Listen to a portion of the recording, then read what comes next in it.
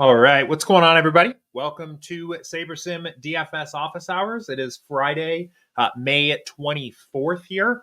I'm subbing in for Andrew here today and a couple days next week. Andrew's getting some much-deserved time off around the Memorial Day holiday. So for those that maybe don't know me, my name's Jordan, the head coach here at SaberSim. Used to host this show, as it happens, and hosting here today. So welcome, everybody, joining in. Purpose of the show is open Q&A. So if you have questions for me about how to use SaberSim, DFS strategy, anything like that, you can fire away at me here in the YouTube chat. If you're watching on YouTube, our Office Hours channel in Discord is always a great place to ask questions. Whatever's easiest for you. We'll answer questions in the order that they come in and go until there are no more questions. So speaking of that, I think only one that I've seen in the queue right now. So we'll start with that question from Shaker 300 here. And then if we don't have any other questions, I'll probably spend a little bit of time maybe talking about the baseball slate here tonight, just to kind of give people an idea of maybe how I would approach this slate, things that I think about. I know that's always helpful for people here, seeing me walk through that and let other people have an opportunity to ask some questions and go from there. So let's go ahead here and get things started.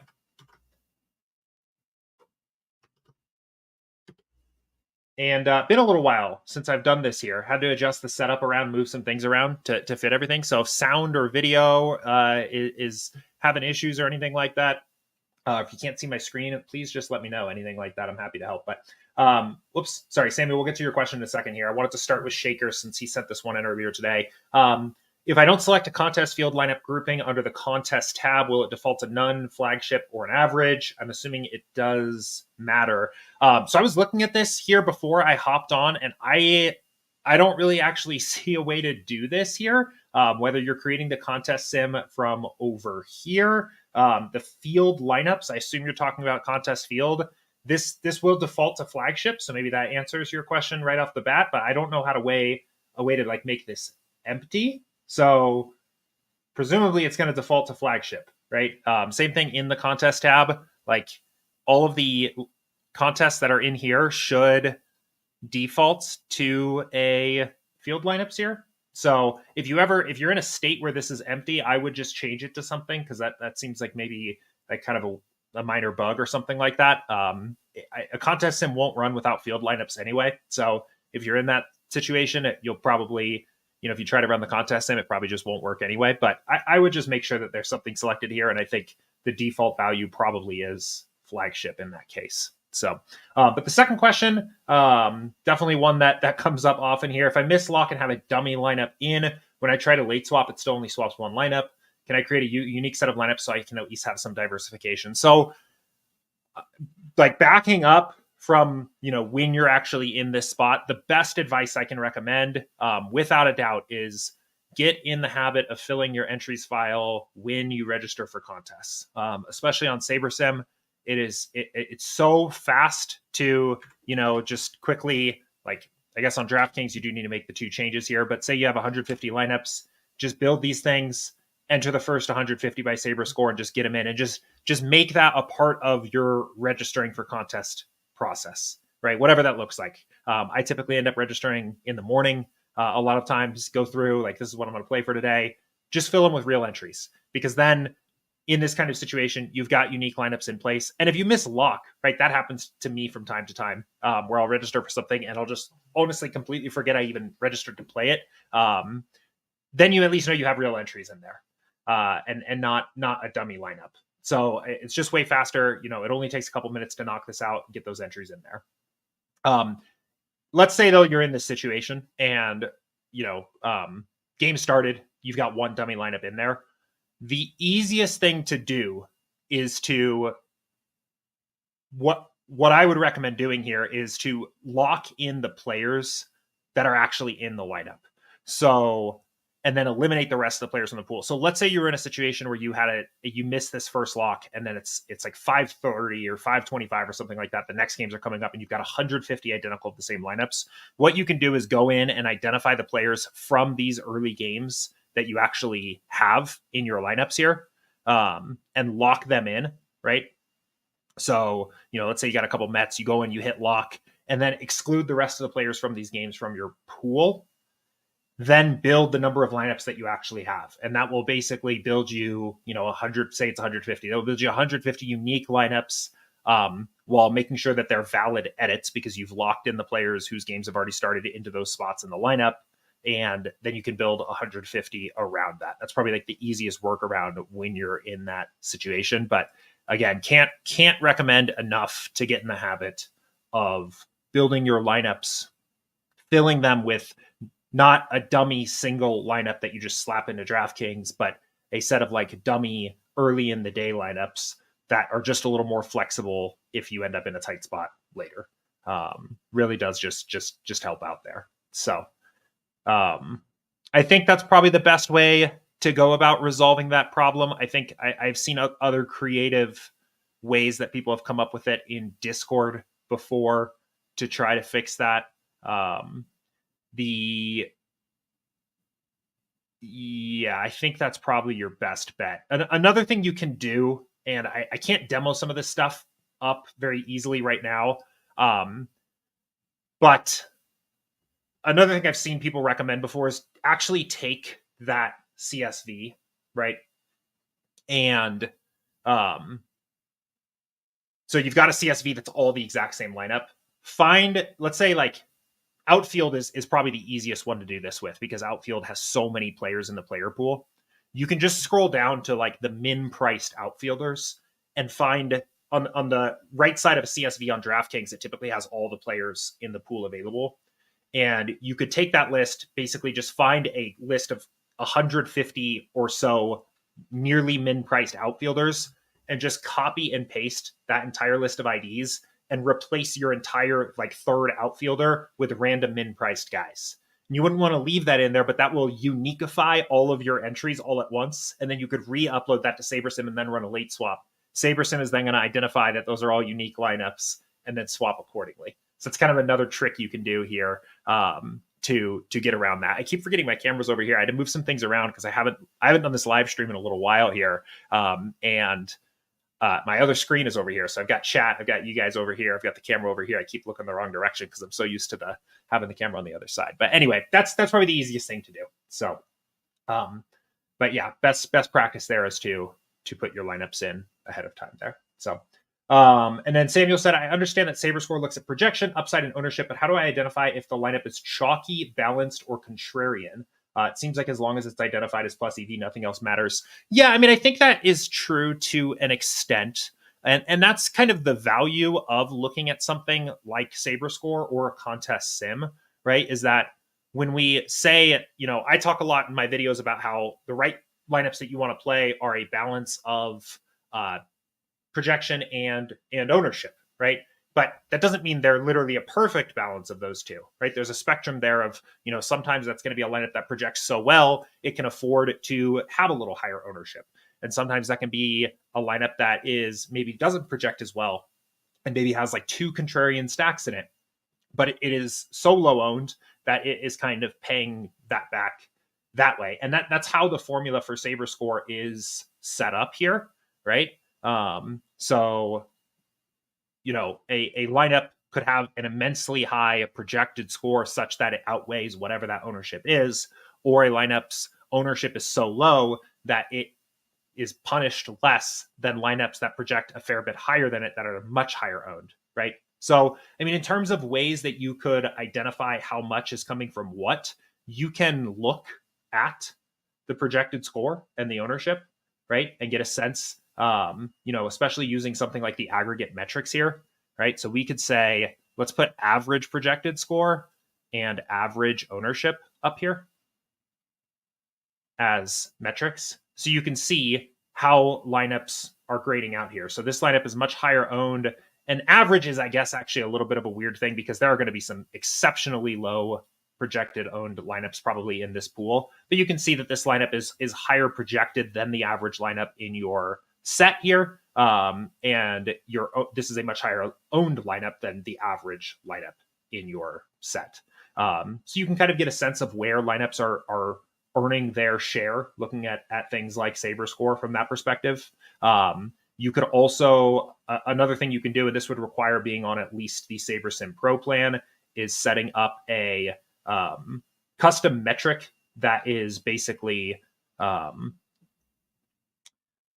something to the effect of ownership as a rank, right? I think sometimes these are a little bit easier. Let's just do ownership sum as a rank. I think sometimes ranks are a little bit easier to see. In this case, we want it ascending, right? Ownership sum. Oh no, we want this in descending order. Sometimes I think just rank is a little bit easier to contextualize when you're looking at it, right? So this is saying this is the 125th most owned lineup in the pool. And you could do the same thing with projected score. You could set up projected score rank, and you can kind of get to see how lineups are earning their EV, I guess, looking at something like Saber score. So I feel like my computer's being a little sticky on me here. I might need to reload this in a different browser here. I'm going to try turn an auto update off. This is a useful thing that does seem to improve performance a little bit sometimes. So if you're under the gun and you need to get things in quick and the app's getting a little sticky on you, auto update sources, turning that off can be helpful sometimes. But I might reload this here in Chrome because it seems like I am having a little bit of performance issues here. So let me take care of that real quick. Get this fixed here so we can have a nice smooth stream. Kind of a Firefox guy, always have been, gotten in the habit of using it, but this stream software does seem to like Chrome a little bit more. All right, let's give this a shot here. See if that works better. So Samuel, let me know if that helps. I think that's kind of a good way to break that up. You can create those metrics and just get a sense of where those things are coming from. Different slates are going to be different, right? We have a Coors slate tonight where you've got a team that's going to project really well. You're going to see the Phillies a lot in a lot of lineups, especially in Saber score, because it's going to be hard for lineups to compete with them on just a projection level. And the ownership also isn't out of control tonight. These are actually fairly, we'll see, maybe they'll come up later in the day, but it's a 11, 12 game slate, whatever it is. These are pretty light ownership projections for a Philly stack. So not too bad. All right. A couple other questions that have come in Discord. Let's hit these real quick here. Does seem like the performance has already gotten a lot better. So hopefully we can keep that up. Any advice how to not get slaughtered in NBA Showdown? Every night when I sort by risk-adjusted ROI, I'm getting crushed at a 70% or higher loss rate. I watched the NBA Showdown video that was out as well. Yeah, so I did. I mean, I put out an NBA Showdown video last week. That's kind of representative of my core process for NBA Showdown.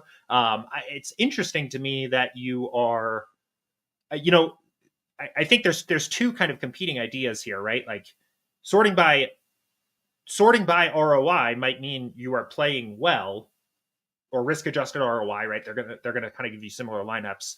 That doesn't necessarily mean that losing, at a 70% rate means you're playing poorly, right? That was one of the components that I mentioned in that video, is that it still takes time to realize your profit here for these. So if we bounce over here to NBA and run these, you will see it very clearly in the results of your contest sim that a lot of your lineups expectation is going to be to not even cash, and their win rates are like 0.5%, right? So it's going to take time there, and it might not even be something that you're able to realize before the end of the season, right? That's probably not a high enough time horizon to realize your profit in NBA Showdown.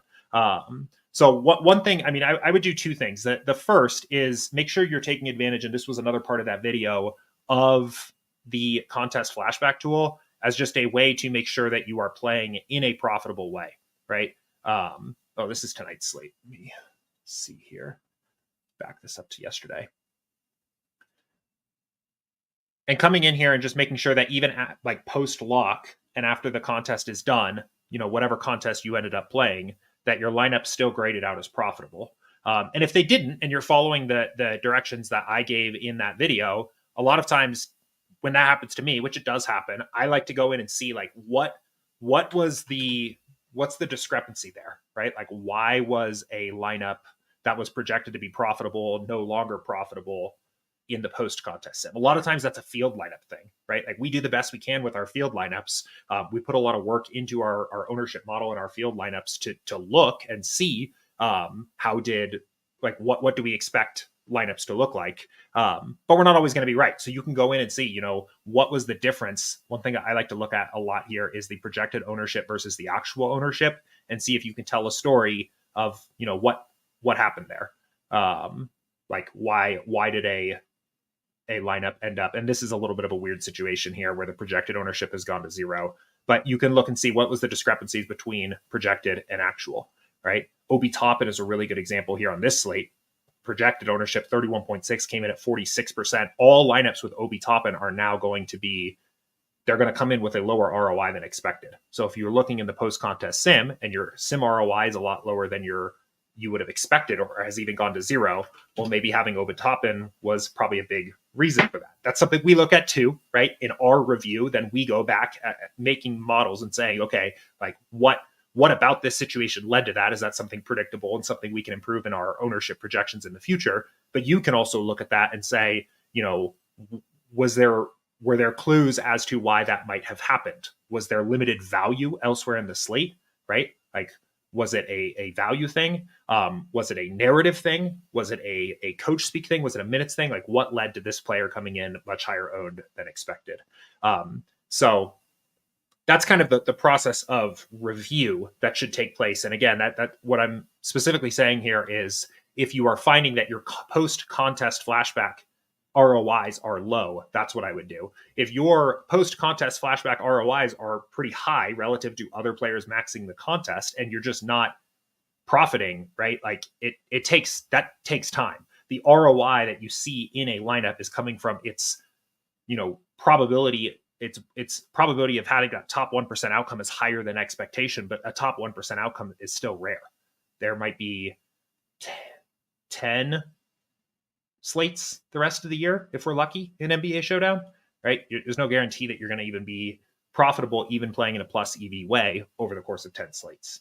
So and you should be managing your bankroll and your contest selection in line with that. So Samuel said, I'm not on pro, but I've seen the aggregates. I've never used it. It's a great idea to get a lineup, the idea of where the lineup falls based on average. Yeah. Really, really useful tool there. And that's a new one. That's a new feature that came out this probably in the past few months. So yeah, so Red Wings, let me know if that's helpful. I realize I kind of was bouncing all over the place on that. And I think I kind of answered that question in two different ways, but it really depends on, what you're seeing in the contest flashback. And I think using flashback as a tool to gauge how your lineups are performing, and if you need to make a change, or if you need to just, stick it out a little bit, is one of the most valuable parts of having this tool at your disposal here. So. All right, this is a classic question. I feel like I've been answering this one for years. What's up, Jordan? Welcome back. Question: I always seem to have the bank in my build, but I can never get into my lineups pregame. What do I do in my backtesting to learn how to pull those winning lineups into my build? I wish I could tell you, because then we'd all be rich, right? The way I've always answered this question is it is an incredibly good sign that lineup is showing up in your build, period. Right? That is not a negative thing that is happening. You get a 5,000 lineup pool. In baseball, for example, there are probably a billion, maybe more lineups that you can make, and you are getting these high upside lineups in your pool, right? That's kind of indicative that your process up to the build point is working well. You're building these lineups that are capable of having high upside scores. You should be seeing that, right? There should be, in a 5,000 lineup pool, built across this entire range of outcomes of the way that the games on the slate should be playing out. You should be seeing this isn't literally going to happen every slate, but 10 of your 5 of your lineups, 50 of your lineups should have a top 1% outcome in your pool. You should have like 50 of your lineups, if your lineup was like completely even in the way that it distributed players, would have a score that appeared to be a top 1% outcome, right? So that's a good thing, right? When that's happening. I don't know if I can, beyond saying, using the contest sims to help identify what lineups are most likely to be profitable. I don't have a compelling answer for how you might find the lineup that is going to be the nuts in your pool ahead of time. I think that the contest sim, the way that is working behind the scenes, is probably the most advanced way of pulling those lineups out that I can think of. A lot of the creative metrics and things like that I used to use to try to identify those lineups and pull them out of my builds, I have retired in the name of just trusting the contest sim to, on average, over the long term, find those top lineups. So people have been asking that forever, of like, how can I'm building the bink in my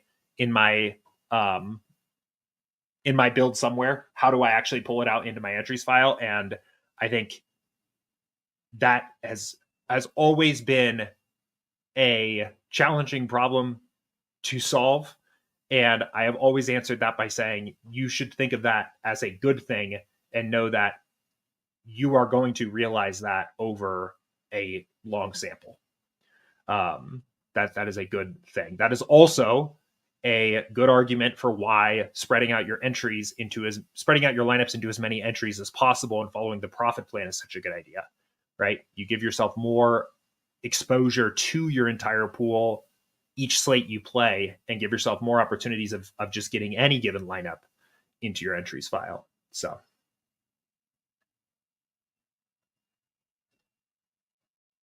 Ron, I'm not entirely sure what this question means. Any way to not miss the guys on a stack, use min unique, but was getting the wrong guys. I'm not entirely sure what you mean.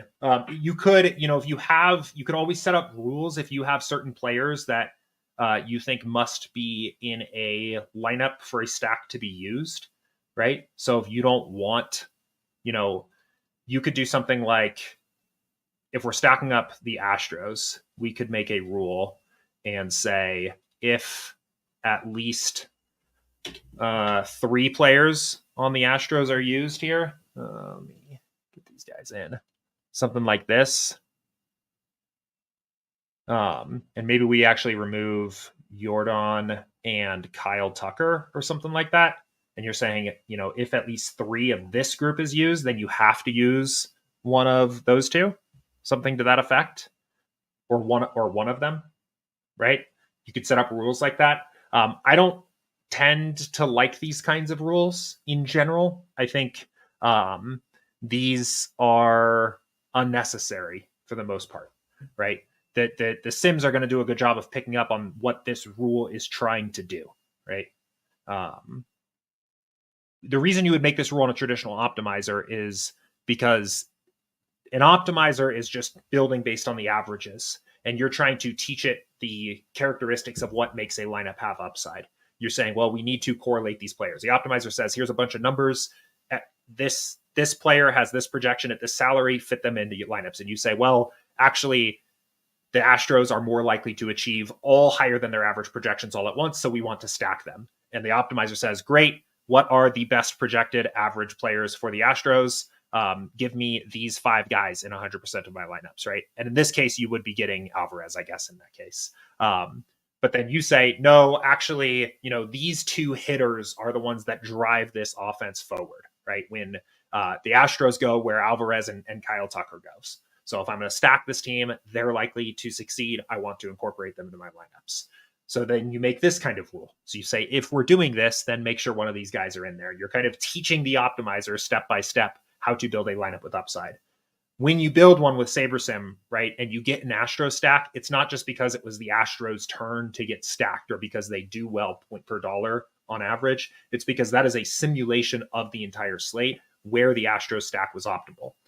And across your entire set of Astros stacks, you will get stacks with and without Alvarez and Kyle Tucker, for example. And I hope I am answering your question in the way that you actually intended, but you'll get those players in your stacks at the rate at which they appear in them in a simulation of the slate.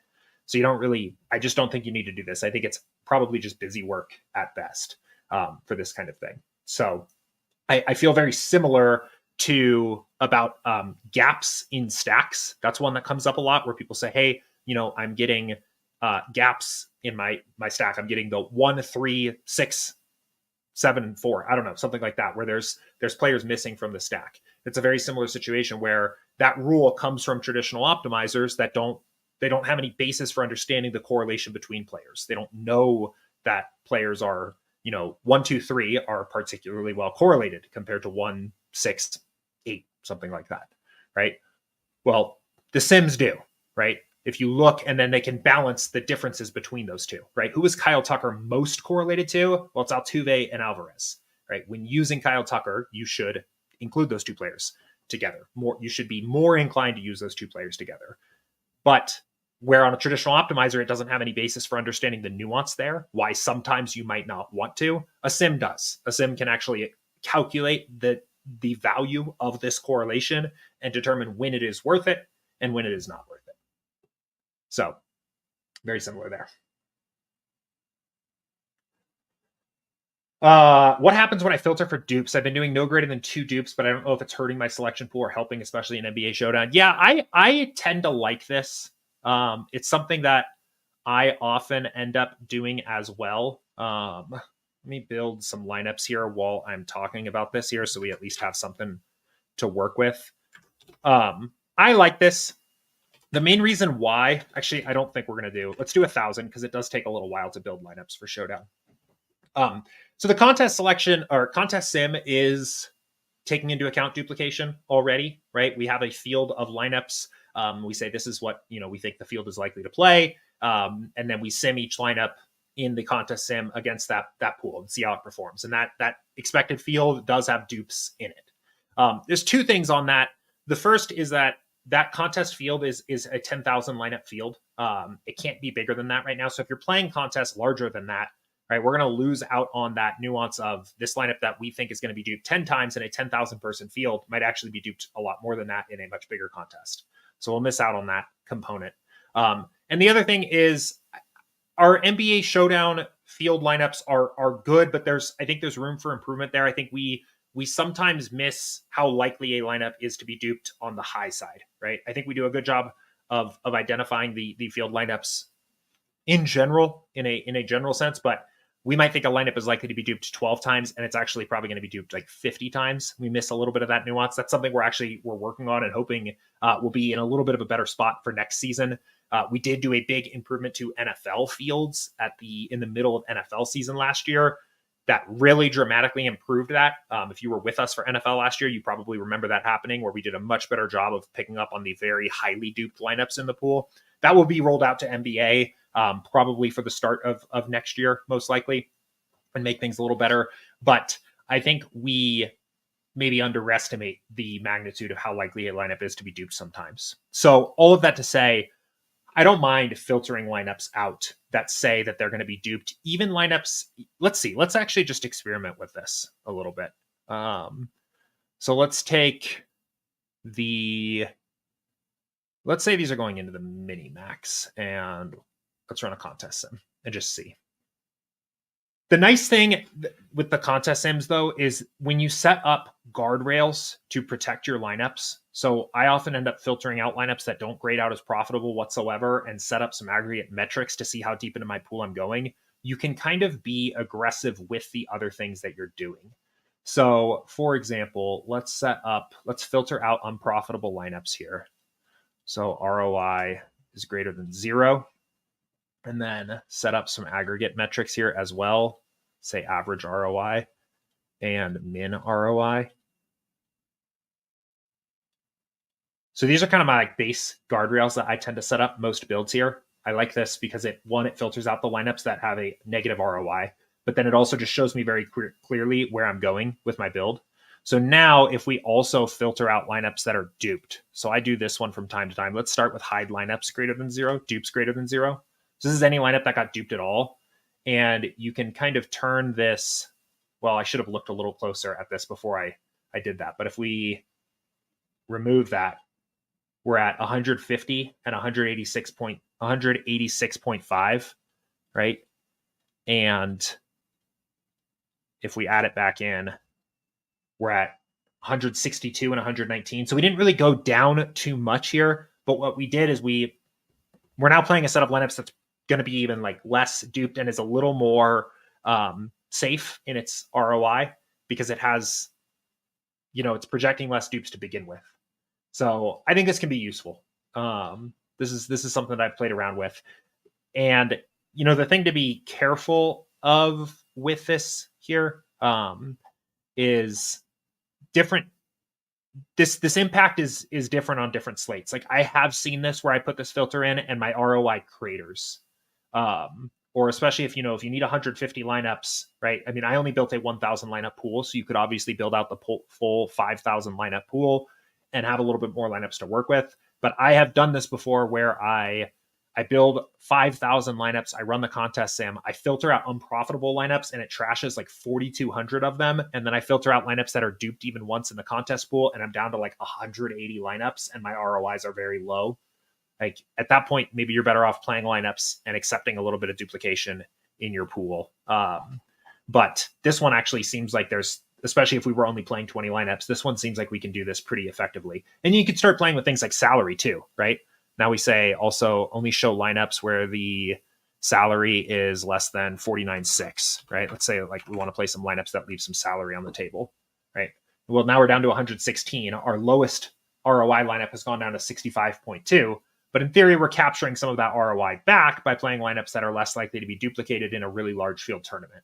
So maybe we've gotten our dupes a little bit lower here, but we're kind of earning back the written ROI that we're trading here, that you're seeing going down here, and we're earning it back in actual post-contest ROI if the lineups that we eliminated do come in a lot higher duped than expected, and these lineups are not as duped. So, yeah, I think, and again, I mean, if you don't know if it's hurting or helping your selection process, go in and check in contest flashback, right? Did it meaningfully reduce your dupes? In showdown, like you will see, this camera is like slightly in my way here. You will see the effect that reducing your dupes has on your contest portfolio. Like if you go in and look, and check out the big names at the top of the flagship by Sim ROI, right? It's not no dupes, but there is a meaningful advantage gained when you start to get your dupes down, large field GPP, like under a 20-25 dupe average, right? It matters, right? Here, let's you can see how high the dupes can get and how low a average dupe of an average dupe count of a 150 lineup portfolio being 25 lineups or less actually is when you look at what the contest actually looks like, right? Or even 20, right? The top names are definitely doing things to reduce their dupes, and contest sims do that alone, but you can do a little bit more under the umbrella of the contest sim, right? So Kuba said, for a 20 max and 150 lineup max, do you use the same pool? Do you use a separate pool for 3 max and single entry contest? So I think this does depend a little bit on what SaberSim plan you're on. I don't like answering questions that way, but I think in this case it does. If you are on the ultimate plan and you can run contest sims after you have built your lineups, I think it matters far less. Let me get back to baseball here. I think that's a little more relevant for today, for this question. I think it matters a little bit less because you are grading the lineups based on how they would perform in that contest, right? So you can kind of think about it more as let me just build a bunch of lineups that are the best possible lineup for different ways that the slate could play out. You get 5,000 of them. And then I'll just play the lineup into the single entry and 3 maxes that performed the best in the contest sim for that contest. And I'll just play the lineups that did the best in my contest sim and my 20 max and 150 maxes into those. So, and you can just fill them that way. If you're on SaberSim Standard or SaberSim Pro, then I think it makes a little bit more sense to run different builds, because your greatest tool to affect like the differences in strategy between those contests becomes your slider settings, right? So in this case, your single entry, you're playing your slider settings are best at like 9 and 6, but if your large field 150 max tournaments, it's 10 and 8, right? It's kind of where's your lever to account for contest dynamics. And in the ultimate plan, it's really the contest sim. Most importantly, it's the contest sim. On Standard and Pro, the levers that you have to control contest dynamics are more about the sliders. So I do think there's kind of two different answers there. It kind of depends a little bit on what your plan is. For me personally, like I would generally be building my entire portfolio in one pool and then running the contest sims for my different contests and filling those into there. So of course too, and this probably goes without saying, but if you're playing high stakes single entry as a part of your portfolio, right? And those are lineups that you care a little bit more about what those lineups look like, and you want to kind of handhold those into your entries file and make sure that you've basically handpicked those. There's nothing wrong with splitting a build off into a separate thing to say, hey, I'm going to do my $121 DK single entry battery in a different build, because I want to be involved in what lineup goes in there and what it looks like. That's totally fine. But like general advice strategically, I would, I think it kind of depends on the plan and where your lever is for controlling contest dynamics. So, all right. All caught up on questions. Looks like about 70 of you guys here hanging out with me today. So awesome to see so many people in the stream. It's fun being back. It's been a little while since I've done anything live. So thanks everybody for hanging out here. Are there any other questions that people have? I'm sure there's somebody sitting there wondering something on your mind. I'll go ahead and give a little bit of time for some more questions to trickle in and talk a little bit about this slate. Maybe kind of, I won't be able to play this slate, unfortunately, today, but I can talk about kind of what I would be thinking about as I was building and just give people an idea of what my process tends to look like here. So we'll go ahead and do that. Pop any questions you have into the chat if you have them, but we'll assume we are building here for, say, something like this 150 max kind of contest, and reset everything so we can go back to normal here and build some lineups. If you watched the video on our YouTube channel that is watch a DFS Pro build MLB lineups, this process will probably look very similar because it is my process. Same thing here. But for those that haven't seen it, I'll talk a little bit about some of the things that I see here. And the things that I just tend to look at. It's not an incredibly involved process. I try to keep things pretty lean and efficient when it comes to my DFS lineups most of the time here. But there's always, especially in baseball, there's a few things that I tend to look out for. Just kind of some opportunities to play a little bit more of a game theory angle on certain spots. So Neil's twisting the knife here on me. How sad were you when Denver lost? That was brutal. I'm going to avoid this becoming NBA Sports Talk Radio because I will do that. I will let myself run away with talking about the Nuggets. But yes, that was a tough one here. So very, very tough one. But I don't think that we really had it this year. Like I don't think we had the right pieces. Even watching now Dallas and Minnesota play, I feel like the Nuggets would have struggled in this series and definitely in the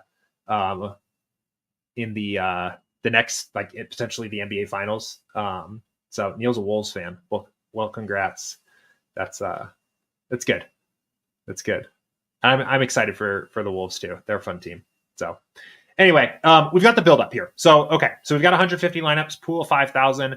Next step for me, I'm going to assume that this is just for the mini max. So let's get the mini max contest sim spun up here. Oh, that's fun. Let's say it's for the Mega Minimax. And this is a low stakes MME. And run the contest sim.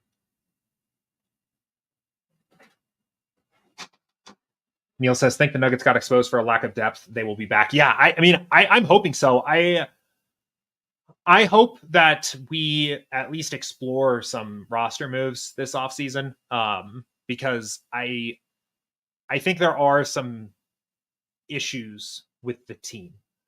Like, I think there are situations where a team gets eliminated from the playoffs sometimes, and it can be bad luck from variance or just bad luck the way that the games went, or it's just not your year. Like, I am not always a believer that, losing in the playoffs means you've got to make this, like, you've got to, rock the boat a ton and completely make changes. But the Nuggets have problems, and we're capped out. And I think they at least need to explore potentially an MPJ trade. I don't think they would ever do it because of Jamal Murray's story, but I would listen to teams calling on him and just see if you could do a kind of deal where you acquire some depth and get rid of some of the players that make a ton of money and are starting the lineup, and see if they could become, 2 rotation players rather than kind of like that fringe. I don't even want to say like fringe all-star, but just like solid starter into solid role players kind of split. But anyway, I'm not going to do it. This will not become NBA Sports Talk Radio. I promise. Okay, so contest sim is run. Next up, I'm going to sort by risk-adjusted ROI and set up those same guardrails. I've gotten in the habit of doing this all the time here. I really like this approach. So let's filter out lineups that weren't profitable in our contest sim, and let's set up those aggregate metrics here. So we have average ROI and minimum ROI. And I just love doing this because, again, it just makes it so easy to see where you are at and just set up this backstop of lineups that now we can kind of have some fun with making adjustments, taking stands. If we've got a read on a player or a stack or a fade, right, we can do that. We're in this set of lineups that we know are profitable in the sim, and we're seeing the impact of that right away. So first of all, my columns are all weird. Let's reset these. Okay, there we go. That's what I'm talking about. Okay, so first thing I always like to check is the stacks here. And let's see. Camera is like in the way. Let's see, you guys get a nice shot of my door there. But I always like to check the stacks, just make sure the stack types are ones that I like to play. In this case, this is a home run. No changes here. 5-3, 5-2, 4-4. I'm fine with some 5 stacks. I'm good with the 4-3 stacks. The correlation was cranked up to 10 here in our build. It's a large slate, so this is to be expected. I would say the lineups, the kinds of stacks that I always tend to be a little cautious of, that you will see pop up from time to time, are really a lot of these like 3 stacks, 3-3-2, 3-3s, 4s, 4-2s. Doesn't necessarily mean I'm always just jumping to eliminate them, but I will often like to go and take a look at those lineups a little bit closer, like looking at them this way and just seeing, what's in the lineup, right? I'll play maybe 4 stacks with 4 one-offs if it's a lineup where the one-offs are all guys that have a ton of upside. Like this is a lineup that I maybe would not shy away from if it had appeared in my pool here. These are all guys hitting kind of higher in the order here. I've got some pop in the bats, and then you've got a Dodgers stack in it. Like that kind of lineup I don't think is too bad. It's profitable in the contest sim too, so it could pop up potentially. But I like to look at those stack types first. And then I'll go in and look at the team stacks here. First thing that I like to look at is to make sure that my curve of my exposures is, I'm completely forgetting a very important step here, which is diversifying with min uniques. So that is the next step up. So the way I like to do this here, and you can see the impact that diversification has on your metrics here as well, but I like to do 1 less than whatever the max is that I can get, where I'm still getting the number of lineups I need. So in this case, max is 6. I'd probably settle in at 5, maybe 4. I've kind of gotten in the habit of using 4 a lot this year when I'm playing 150 lineups. So let's do 4. And then back to the team stacks. This looks a little bit more like what I'm expecting. Most of the time, I like to see a soft curve here of my team stack exposures. I like to be really diversified, really spread out across my pool. If there's a team that is really popping in my stack exposure, I like there to be a pretty compelling reason for it. Like you can see even tonight, the Phillies and Coors far and away the best projected team on the slate, right? 20% showing up as my second most popular stack. That's the way I like it here. So there are situations where even when min uniques is cranked up, sometimes I might have a team that's kind of running away here at the top. A lot of times that's a situation I bring down some exposure to, or that is a situation if I'm going to keep that high exposure because I like the spot or I think there's an edge there, I write that down. I write that down on a piece of paper. And the next day when I go into flashback and check how did my lineup 150 portfolio look, and I check and see what did other top 150 maxers do, I look to see if I see a similar thing there. Did those guys was my top stack that, was far and away the highest exposed stack on my board? Did other players get there? Other players that grade out well in the contest flashback? And if they didn't, right, that might be, when that comes up again in the future on a different slate, a situation I want to lower that exposure to. And I have found often that I think a lot of the sharp players are playing very diversified stacks. That is just something I found time and time again here. You see pretty smooth exposures. So that's what I like to do. And then let's go look at our pitchers. Pitchers, I'm kind of very slate dependent. I'm kind of open to being either concentrated or not. Depends on the slate. If there is, like a big time ace, which a lot of those guys have been hurt this year. Glasnow is maybe an example of one that like I'm still okay getting pretty heavily exposed to, but a lot of the like typical guys on that list are hurt this year. So I've been a little more spread out than normal, but I'm not looking so much here at the pitcher exposure to intentionally diversify or remove guys from the pool or anything like that. What I like to do is I like to look for opportunities to get a little extra leverage on the other side of guys that I don't like too much. The way I like to do this, and people that have watched me do the show for years probably already know where I'm going, is I like to pick on the chalky SP2s. The guys that are, decent to, average-ish pitchers pitching against maybe bad or average teams in not great parks. I think because of the way that average projections tend to work in these spots, they will always overvalue the pitcher, and the field tends to overvalue the pitcher in these spots. So I think there's two that really jump out. A lot of times these are like the 7 to 6K pitchers that end up being very chalky. So you can look at this, you can find it with the value column, or you can find it with the ownership column.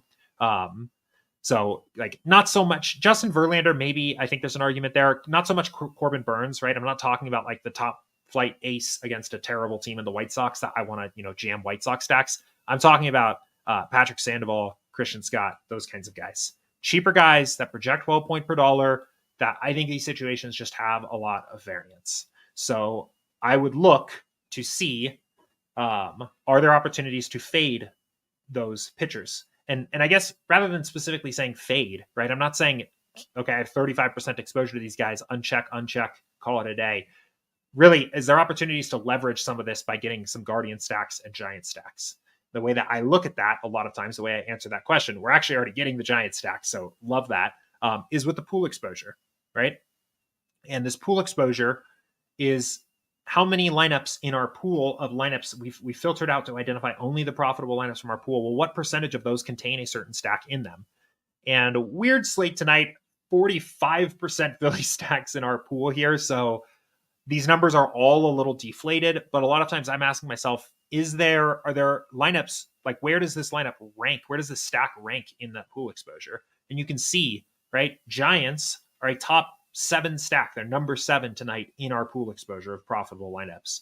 Guardians are right behind that. These are both top half stack teams.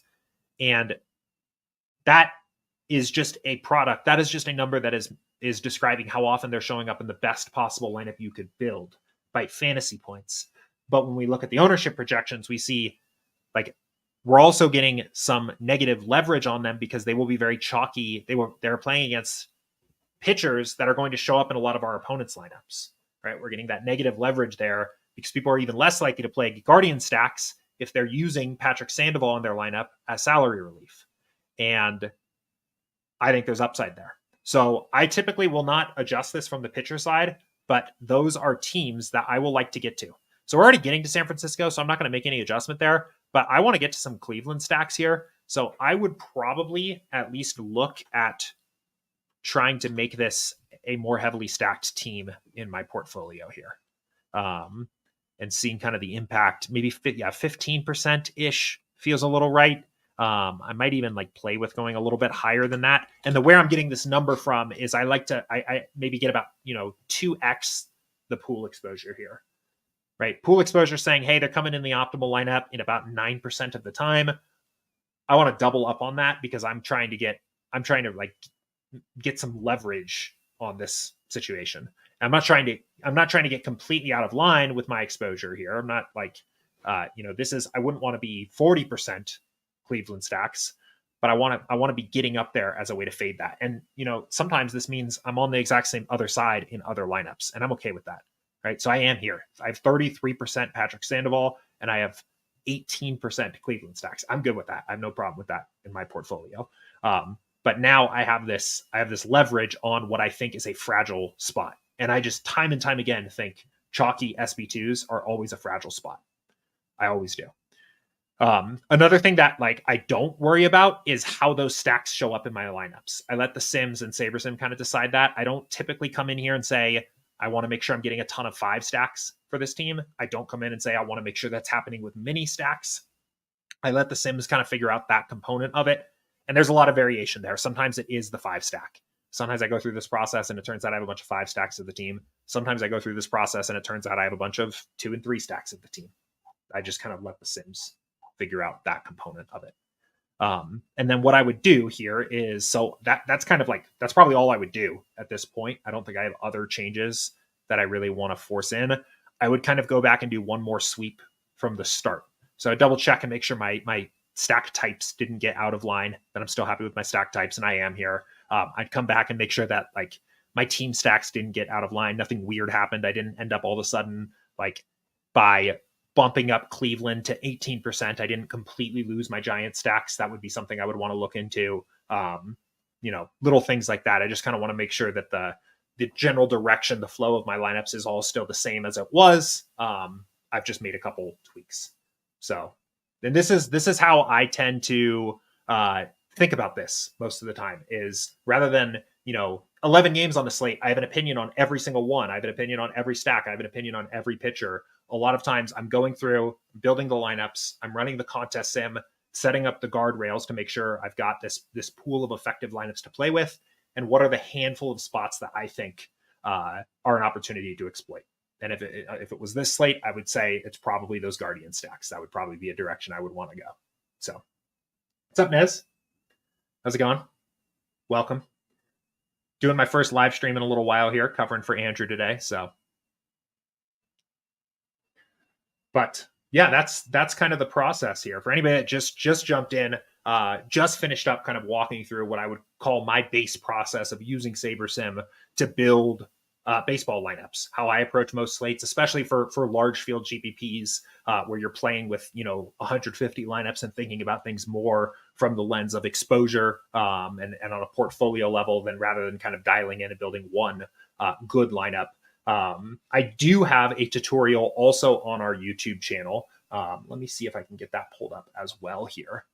Talk about a little bit of the content that's on the YouTube channel, because we have put a lot out there recently. Some good stuff there as we start to kind of wrap up here for today. Okay, let me get this back up.